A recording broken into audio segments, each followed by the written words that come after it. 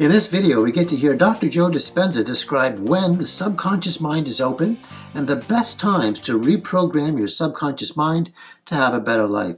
And now let's start with Dr. Joe Dispenza teaching us when does the subconscious mind open. I'm going to be really careful about this. I think there's two times the door to the subconscious mind opens up.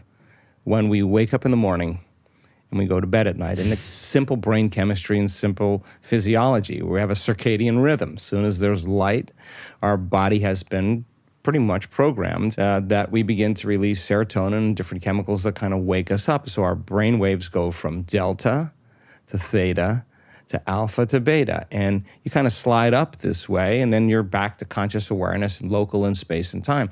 When you go to bed at night, you go from beta to alpha to theta to delta, and you slide down. Now, when alpha, or our analytical facilities are suppressed, we're in theta, we're in a hypnotic state. And the door between the conscious mind and the subconscious mind is wide open. What separates the conscious mind from the subconscious mind is the analytical mind. So as you suppress analytical facilities, you can program anybody to do anything. So then what really happens for most people before they even reach for their cell phone, and by the way, the statistics are 86% of the people in the Western world, first thing they do is they reach for the cell phone and they connect to everything that's known. So the device is reminding them of things that are known. And every person, every object, everything, every place is mapped neurologically in our brain because we've experienced it. And then we have an emotion associated with our coworker, with our boss, with our ex, with our whoever. Now we start feeling the same way.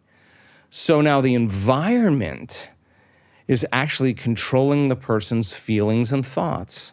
And anything that controls the way we feel and the way we think, we're victims to. So something's programming us to think and feel a certain way. There's nothing wrong with that. You should check your text and do whatever you need to do. But the first thing in the morning, if the door between the conscious mind and the subconscious mind is open, why don't we program a new behavior? Why don't we rehearse a different way of being with our children, with our spouse, in our Zoom meetings, when we're alone, when we're in traffic? Is there a better way to evolve our experience? So if you're truly in the game of evolution, you're truly in the game, like one lifetime, one day. What am I working on today? Can I respond a different way to this person? Can I think this way instead of that way? Let me be conscious of my unconscious thoughts. Let me not be in a habit. Let me stay away from certain emotions. Let me practice feeling these emotions and see if I can maintain it. Now you're in the game. You're out of the bleachers and you're on the playing field. So it actually happens even before the cell phone.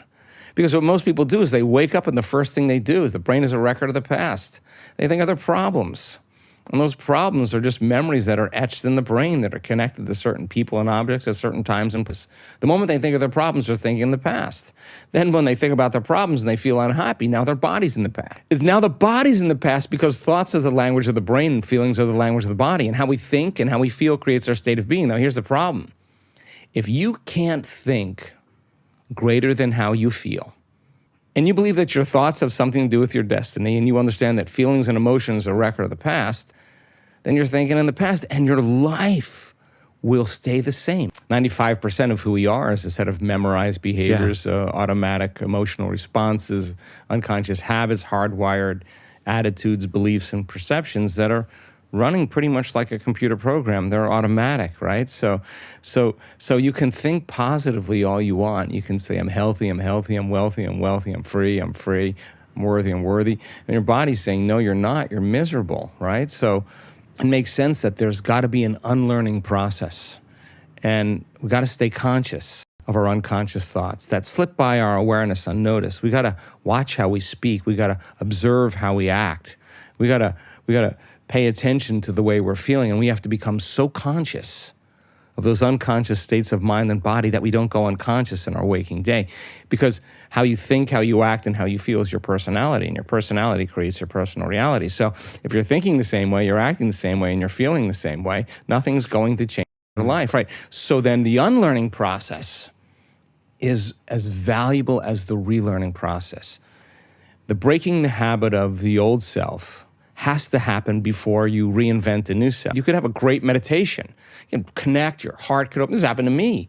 You could open your heart, you'd be amazing, you feel like the day is invincible. And you get up, and then the rest of your day, you're unconscious, the 15 hours of your day. So you're gonna weigh 1 hour of being in a different state of being against 15 hours of you being unhappy and rushing and in a program. A person who starts doing their work, they're not interested in healing. The person who's truly interested in this work, they understand that the only way they can heal is that they have to change.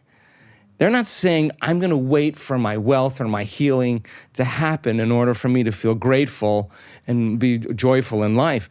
They're saying, if I feel grateful, my healing's going to begin, right? If I feel more whole, then there should be some change in my gene expression. So they've studied the content, they've studied the information, and now it becomes extremely practical. So they may have a great meditation, and we've seen this happen to many people.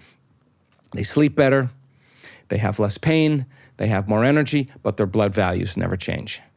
Now, they don't say, oh, I feel better, but I'm failing, this doesn't work. They say, what is it about me that's stopping this from completely healing? Okay, how am I in my waking day?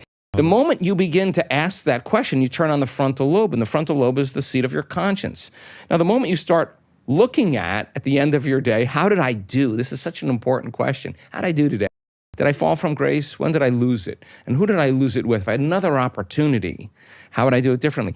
They'll tell you, I've seen them stand on the stage and tell their story and say, I had to start really watching myself in my life, how I was emotionally responding to my ex, how I was emotionally responding to my financial problems. I had to really, really pay attention to that. And that takes an enormous amount of energy and an enormous amount of awareness to stop the program, right? So you forget and you go, damn, I went unconscious there. Now, you didn't lose, you didn't fail, you just became conscious. Now, if you keep becoming so conscious of your unconscious states, you're outside the program. You're only in the program when you're unconscious. The moment you're conscious, you can objectify your subjective self. So you can see yourself through the eyes of someone else. So the learning process comes from the mistake. The brain learns by mistakes and surprises. I've made enough of them in my life. It's just whether you're going to do it again. If you want to do it again, you're back in the habit, back in the routine. If you say, this is it, the next time that happens, I am not going to do that. Not for anybody else, but because those emotions actually, my response to that person or that circumstance is actually weakening the organism. Yeah. Is that person, that circumstance worth it? So then it's evolution. It's evolution. The challenge then has to be met with a greater level of mind. Now, if you're just doing your meditation just because you want to please God or do the right thing or feel good about yourself, that's going to get stale after a while because it's just going to become another routine between your coffee and your shower and your emails and your drive to work, and people aren't present. So the familiar past, conditioning is based on the past, that thought and the feeling, but habituation is the programming them to predictable future. That's the known. So if you teach a person how to find the present moment, that's where the unknown exists. And that takes a lot of energy and a lot of awareness. And yet, if you practice it, the body literally will begin to respond to the mind. It's like training an animal. It finally relaxes. And when that occurs, your response to people and circumstances in your life will be different because you overcame yourself at the beginning of the day. So